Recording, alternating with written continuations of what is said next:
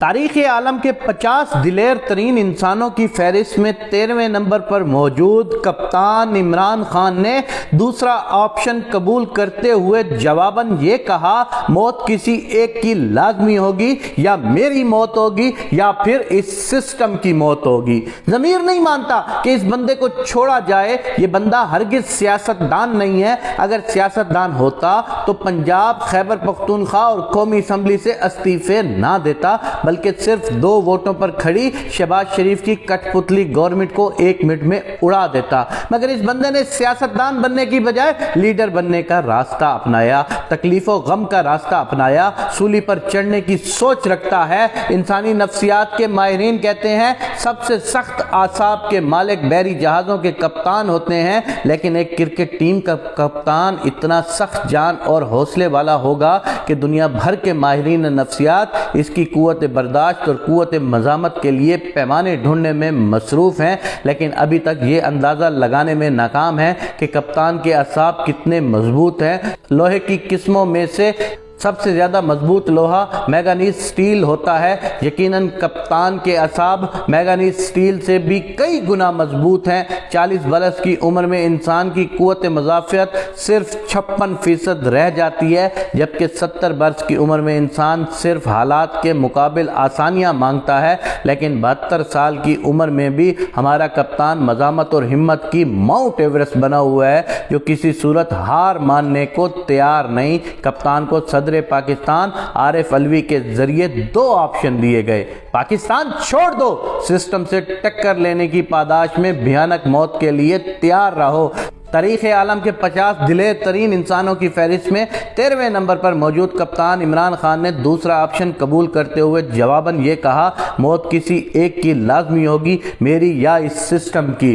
پاکستان کو چھوڑنے کا سوال ہی پیدا نہیں ہوتا۔ یہ واحد لیڈر ہے۔ آپ دیکھ لیں، جب زرداری پہ کوئی مشکل آتی ہے تو وہ غیر ملک بھاگ جاتا تھا، جب نواز شریف پہ مشکل آتی ہے تو وہ غیر ملک چلا جاتا ہے، جب شریف خاندان کے کسی اور پر مشکل آتی ہے تو وہ غیر ملک چلا جاتا ہے۔ ایک واحد شخص ہے جس نے کہہ دیا کہ میرے اوپر 94 مقدمات ہو چکے ہیں لیکن میں باہر نہیں جاؤں گا۔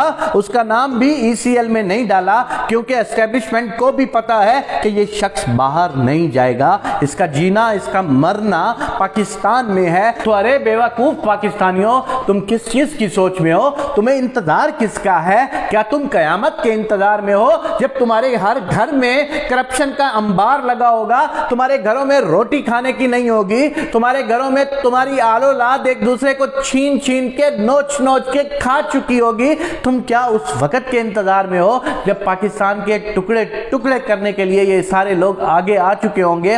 تو کیوں دیر کر رہے ہو؟ آج ایک بار اس کو آزما کے دیکھ لو۔ میں تم سے کہتا ہوں کہ یار تم نے 75 سال دنیا کے سارے حکمرانوں کو دیکھا ہے، پاکستان کے دوسرے حکمرانوں کو دیکھا ہے، تم تھوڑا سا اس کو ٹائم دے کر تو دیکھو۔ یہ اس سسٹم میں 3 سال جب یہ حکمران رہا، وزیر اعظم رہا، تو اس کے اگینسٹ کیسے سسٹم تھے؟ اس کے اگینسٹ مضبوط مافیا کھڑا تھا۔ تمام لوگوں نے اس کو چلنے نہیں دیا۔ ذرا ایک بار اس کو مل کر ہمت سے، محنت سے سارے اس کو آگے لے آ کر تو دیکھو۔ دیکھنا اگر یہ کچھ نہ کر سکے تو یقین مانو پھر بھی ڈور عوام کے ہاتھوں میں ہوتی ہے۔ اٹھا کے باہر پھینک دینا اس شخص کو، اٹھا کے کہہ دینا عمران خان تم جھوٹے تھے، تم مکار تھے، تمہیں بے شک کسی چیز کی سمجھ نہیں تھی، تم جاؤ یہاں سے، پاکستان چھوڑ کے چلے جاؤ۔ لیکن یاد رکھنا کہ جس دن وہ مایوس ہو کر خود چلا گیا نا، تو اس دن تم بیٹھ کے رو گے، تمہیں ذرا بھی سکون نہیں آئے گا، کیونکہ پاکستان ان مافیاز کے ہاتھوں سے نکلنے کے لیے یہ آخری ہچکولے کھا رہا ہے۔ یا تو پاکستان اس مافیا کے ہاتھ سے نکل جائے گا، یا تو پرماننٹلی ہمیشہ ہمیشہ کے لیے پاکستان ان مافیا کے ہاتھوں میں جکڑا جائے گا۔ اب فیصلہ عوام کا ہے کہ وہ مافیا کے ہاتھوں میں کھیلتے ہیں یا عمران خان کا ساتھ دیتے ہیں۔ اگر آج تم لوگوں نے فیصلہ کر لیا تو یقین مانو پاکستان بچ سکتا ہے، لیکن تمہارے آج کے فیصلے میں ذرا برابر بھی دیر ہو گئی تو یقین مانو تم جس طرح اب پچھتا رہے ہو، تمہاری نسلیں اس سے زیادہ پچھتائیں گی، تمہاری نسلیں اس سے زیادہ روئیں گی، اور پاکستان میں کوئی نام لیوا نہیں ہوگا پاکستان کا۔ پاکستان میں سسٹم چلانے کے لیے بہت قربانی دینا پڑے گی۔ تو ہمیں اپنے مولا سے، ہمیں اپنے اللہ اللہ سے ہمیں اپنے پروردگار سے پاکستان کی بہتری کی دعا مانگنی چاہیے کہ اے میرے پروردگار تو ہی پاکستان پر رحم فرما۔ اگر تو دیکھتا ہے، کیونکہ دلوں کے بھید تو ہی سب سے بہتر جانتا ہے، اگر عمران خان پاکستان کا سچا لیڈر ہے تو پھر اس کی مدد فرما، اگر اس کے دل میں بھی کوئی ایسی ویسی بات ہے تو پھر عوام کو حوصلہ اور شعور عطا فرما۔ آمین یا رب العالمین۔